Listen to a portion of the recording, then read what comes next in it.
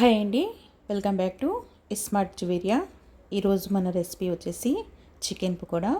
Simple process, ఇంట్లో ఉండే వస్తువులతోనే ready చేసుకుందాము. ఓకే అండి, ముందుగా నేను 3/4 kg చికెన్ తీసుకున్నాను. దాని తర్వాత 2 స్పూన్ వచ్చేసి అల్లం వెల్లుల్లి పేస్ట్ వేసుకున్నాను. 1 స్పూన్ వచ్చేసి గరం మసాలా వేసుకున్నాను. దాని తర్వాత తగినంత ఉప్పు వేసుకున్నాను. కొంచెం పసుపు వేసుకున్నానండి. ఒక 3 స్పూన్లు వచ్చేసి పెరుగు వేసుకుంటున్నాను, పుల్లటి. దాని బదులు నిమ్మకాయ రసం అన్న వేసుకోండి. దాని తర్వాత 2 స్పూన్ వచ్చేసి కారం వేసుకున్నాను. 1 స్పూను ధనియాల పొడి వేసుకున్నాను. కొంచెం కొత్తిమీర, కొంచెం పుదీనా వేసుకున్నాను. కొంచెం కరివేపాకు వేసుకున్నానండి. మొత్తాన్ని బాగా మిక్స్ చేసుకుందాము. నా ఛానల్ని ఫస్ట్ టైం చూసినట్టుగైతే ప్లీజ్ అండి సపోర్ట్ చేయండి నా ఛానల్ని.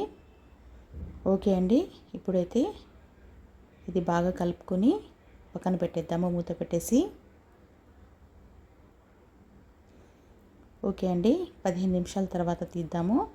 ఓకే అండి, దీంట్లో ఇప్పుడు 2 స్పూన్లు వచ్చేసి మైదా పిండి వేసుకున్నాను.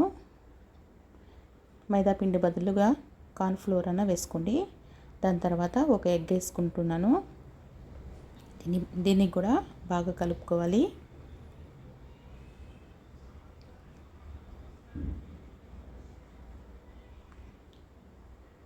బాగా కలిపి పెట్టేసి ఫ్రిడ్జ్లో ఒక 15 నిమిషాలు లేదా 20 నిమిషాల దాకా పెట్టేసిన తర్వాత తీసి మనము ఆయిల్ వేసుకొని ఫ్రై చేసుకుందాము. ఓకే అండి, ఇప్పుడు ఫ్రిడ్జ్లో పెట్టేద్దాము. ఓకే అండి, ఇప్పుడైతే రెడీ అయిపోయింది. దీనికి కారం, ఉప్పు, మసాలాలు అన్నీ బాగా పట్టాయి. ఇప్పుడైతే మనము ఇలా లోతుగా ఉండే కడాయి తీసుకోవాలి. మనకి ఫ్రై చేసుకోవటానికి నూనె కొంచెం పట్టద్ది, ఎక్కువ లేకుండా. ఇప్పుడు చికెన్ వేసేస్తున్నానండి దీంట్లో.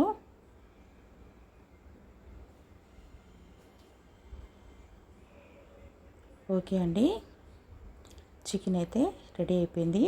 ఇలా రావాలండి. ఓకే అండి, నా ఛానల్ని సపోర్ట్ చేయండి.